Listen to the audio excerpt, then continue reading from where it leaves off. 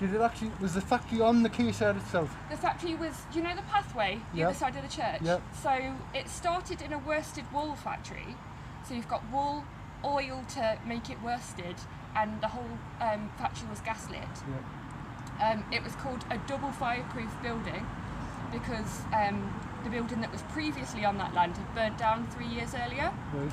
So it kind of, I compare it to the Titanic because they called it an unsinkable ship. Mm-hmm. And then, so, but then next door to the worsted wool warehouse was what was called a bonded warehouse, I think, that acted as a duty-free. So the products that were held there weren't taxed yet. Right.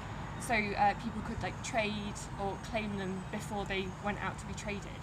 And the products held there were all explosives.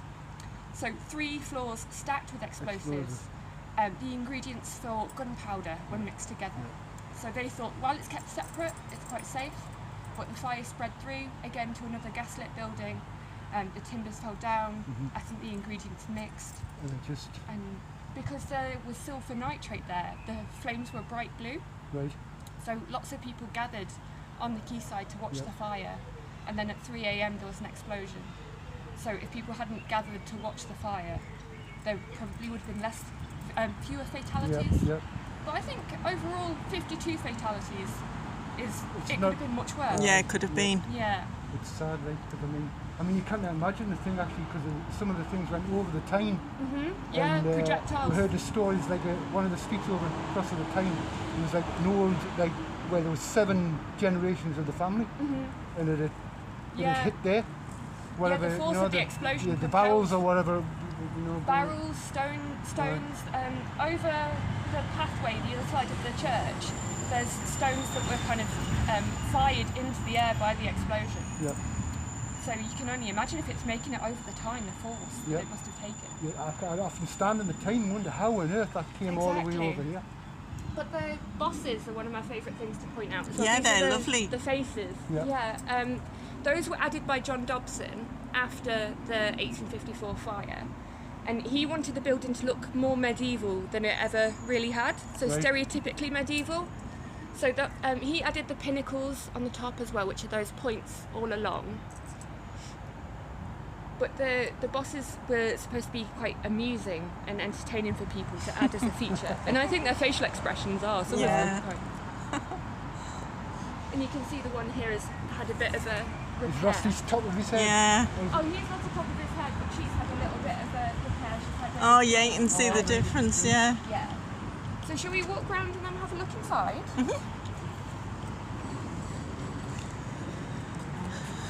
Yeah, that's right.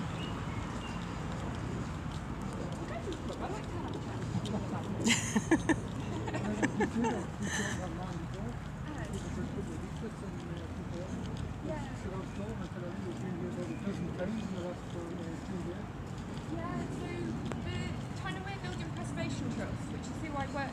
We only took over the building late last year, so we're putting in the changes that need to be done and working on opening up more often. So there will be more opportunities to come in. So did the council own this, or did they have it? So the council still own it. We have a lease, but the council were running it for quite a few years in the early 2000s. But their budget pressures and staffing pressures meant that it wasn't sustainable for them anymore. So we've taken over the lease to ensure that it can be open to the public and it doesn't turn into a bar. Which is good because we've lost so much in Newcastle. Yeah. You know, over the years, so many buildings gone, demolished, and I mean, I think it was a crime when Old Eldon Square, I don't know if you remember, there's only one part of it left now. There's only a bit left, isn't there? But it was like all the way around, and I thought it was a crime. So this is where all of the graves were moved to construct the bridge. This is the one grave that still gets visitors. And yeah, we can walk around to it if you'd like actually. So this grave relates to the father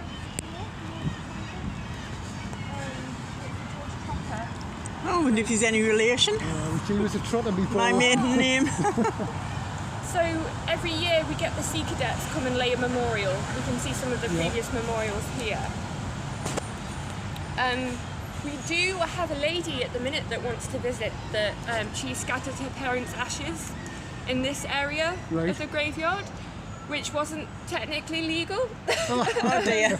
As I say, burials stopped here in 1853, Right. and on ground that was previously consecrated, you can't really just show up and Yeah. scatter Yeah. ashes. But she's quite elderly now, and she needs access to come and see a place that's important to her and her family members. Yeah. So we are going to let her come and see. We'll just turn a blind eye to. Oh. So do you think that the wall, big wall, whether they've lifted the road up, Yeah. but it's certainly not as tall as what it was on some of the photos I've got. Oh, we'd love to see those photos. Next time I'll... Yeah, thank you. Oh, you've got a site, haven't you? Could I send them there? It might be best to email them to me, Right. actually. Right. I'll write down my email address when we Right. get inside. So we're kind of switching over the websites and the email websites and all that stuff. Yeah. Originally they went that way. And you must have straightened them when they were doing, because they're not quite near, isn't it? It is. They run under the tiny bridge. Yeah, you can definitely see why they must have had to divert. Well, that enough room on the way.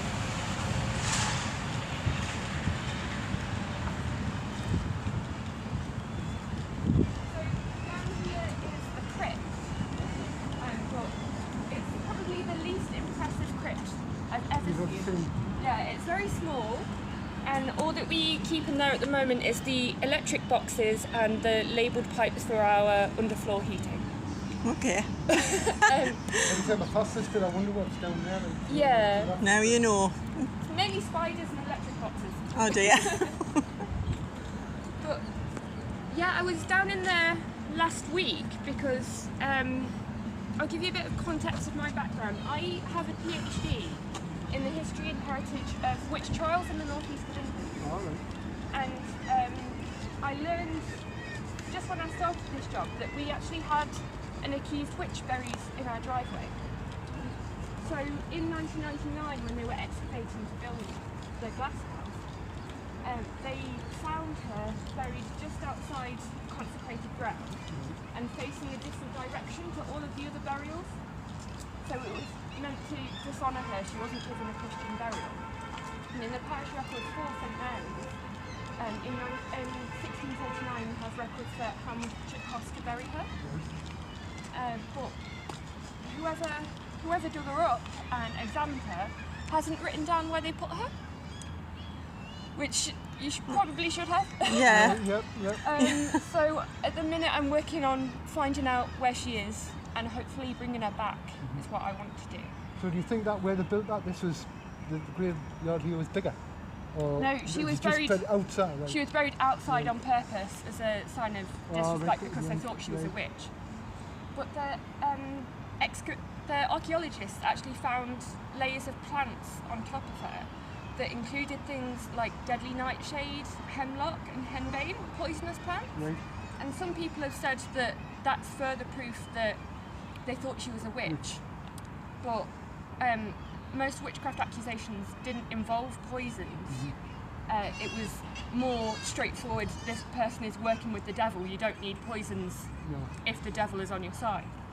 So when I was reading the excavation report, it said that all of those kinds of plants just really enjoy growing in rubbish.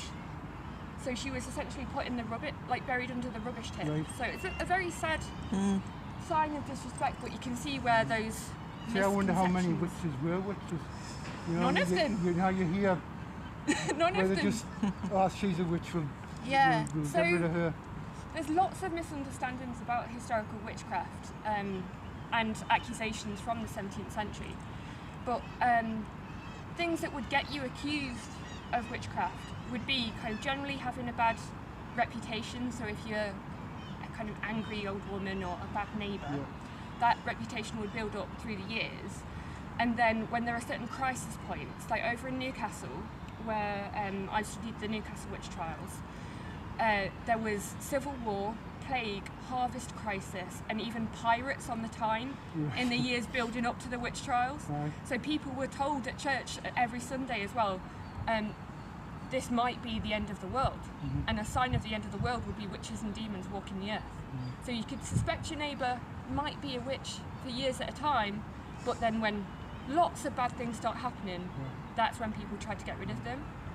You see, we had one in our street. When we were little, we were terrified of her. Yeah. You know what I mean? If she came to the door, everybody would run away. There's the witch come out now, so it's happening in the 70s. Yeah. I think some people do build off that reputation though, don't they? Aye, But these tales get built up and you think, aye, see, that's a witch now. yeah. There's a 19th century story about a woman from Sunderland called Nanny Scott, and people in the 19th century still thought she was a witch, but she was feared and respected. So if people needed something like their fortune told, or they needed medical help and couldn't go to a doctor, they'd go to her. Yeah. So, and by that time, obviously, the Witchcraft Act of 1736 meant that it was illegal to accuse someone of witchcraft anymore, and to pretend to be a witch. But the records say that she had a black cat and a black dog, and the guy writing about her is much harsher on them than he is on her. He calls them unmitigated savages and thieves, and says that the local children throw stones at them, which I think is quite harsh for just a little black cat and a black dog. Definitely. So we'll go up and around here, have a look in the building if you'd like. Yeah. Yeah. The only time that we can't open up is when we're on our own, so if there's only one member of staff, it's not safe to let people in. But there's 3 of us about today.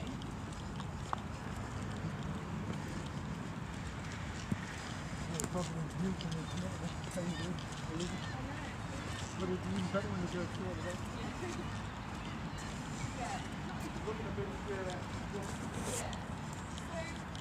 All Saints Church over the river is also another property that the Trust helps conserve and find a new tenant for. I'd recommend having a look there at one time. They've got a really interesting graveyard as well, from around a similar time. That's strange you stopping here, because that's the street. Oh, that's the street And from the if you fire? if you see these good old buildings, Yeah. just behind it is, I think it's an Italian restaurant or something now. Oh, okay. It's like a flat roofed, well that's Yeah. apparently where all the family. Oh, like slum housing, the slum Like clearance. I heard it was like, I thought it might be 5 generations or 7, all in the same place, and they're all, so they've gone from there and hit that then buildings, so. We'll have to read more about that. Right. I'm sure it's an Italian restaurant now or something like that.